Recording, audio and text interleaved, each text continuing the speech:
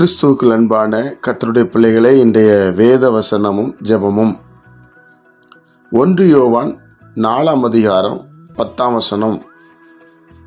நாம் தேவனிடத்தில் அன்பு கூர்ந்ததினால் அல்ல, அவர் நம்மிடத்தில் அன்பு கூர்ந்து நம்முடைய பாவங்களை நிவிர்த்தி செய்கிற கிருபாதார பலியாக தம்முடைய குமாரனை அனுப்பினதினாலே அன்பு உண்டாயிருக்கிறது.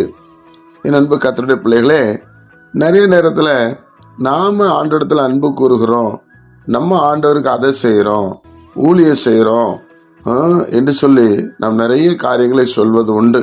எல்லா மனிதனுக்குள்ள இயல்பு, நான் கடவுளிடத்தில் அன்பு கூறுகிறேன் என்று சொல்லி. ஆனால் பைபிள் என்ன சொல்லுதுன்னா, தேவனுடைய பிள்ளைகளே, நாமளும் அன்பு கூற வேண்டும், அதில் எந்த மாற்று கருத்து இல்லை. ஆனால் அவர் நம்ம மேலே வச்ச அன்பினால மாத்திரமே நம்முடைய பாவங்கள் நிவர்த்தி செய்யப்படுகிறது. அவர் நம்மிடத்தில் அன்பு கூர்ந்து, அப்போ இந்த நாள் வரைக்கும் நம்மளை நடத்துகிறது அவர்தான். பிரியமானவர்களே, அந்த அன்பினால தான் தம்முடைய சொந்த குமாரனை இந்த பூமிக்கு அனுப்பினாராம். சரி, இப்போ ஜனங்களுக்காக ஒரு குற்றமில்லாத ரத்தம் சிந்தப்பட வேண்டும். என்னோட பிள்ளைகளே, ஒரு மனிதனுக்கு ரொம்ப முக்கியமான காரியம் பாவங்களை மன்னிக்கிறது தான்.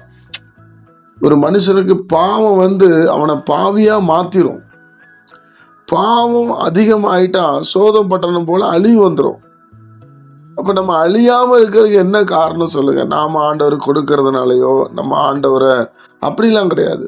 அவர் நம்ம மேல வச்ச அன்பு, அந்த அன்பு தன்னுடைய பிள்ளைகளை எல்லாரிடத்துலையுமே அவர் வைக்கிறார். ஆனா அவருடைய வசனத்துக்கு யாரு கீழ்ப்படிஞ்சு நடக்கிறாங்களோ அவங்க மேல அது பூரணப்படுது. அதனால எப்பவுமே குமாரனை நாம் விசுவாசித்து குமாரனை கேட்ட விதமாய் நடக்கிறதற்கு நாம் முயற்சி செய்ய வேண்டும்.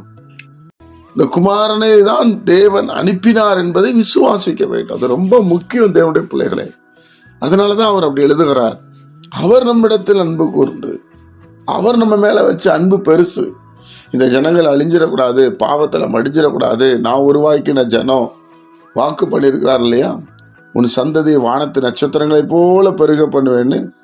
அப்போ நம்ம பாவம் செஞ்சு அழிஞ்சிட்டோம்னா அது இருக்காது இல்லை. அதனாலதான் ஆண்டவர் நம்ம மேல அன்பு வைக்கிறார். எவ்வளவு பாவம் செய்தாலும், எவ்வளவு துரோகம், அடேங்கப்பா, நம்மள மாதிரி பண்றதுக்கு ஆள் இல்லை. பிரியமானவர்களே, நிறைய நேரம் அவரை விசனப்படுத்துகிறோம், அவரை கஷ்டப்படுத்துகிறோம்.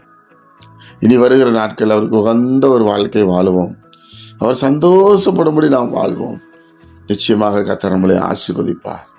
குமாரனை அனுப்பி விட்டார் என்று விசுவாசிப்போம்.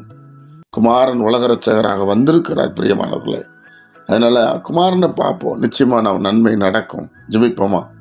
பரிசுத்த பிதாவே, உம்முடைய குமாரன் இயேசு கிறிஸ்துவின் நாமத்தில் வருகிறோம். இந்த நாளை நீர் எங்களுக்கு ஆசீர்வதித்து தாரும். உம்முடைய சமாதானம் எங்களுக்கு உண்டாகட்டும். நீர் விரும்புகிறதை செய்ய எங்களுக்கு பலனை தாரும். ஆண்டவரை கேட்கிற ஒவ்வொரு பிள்ளைகளையும் ஆசீர்வதியும். கர்த்தராகிய இயேசுவின் மூலம் ஜெபிக்கிற பிதாவே, ஆமென்.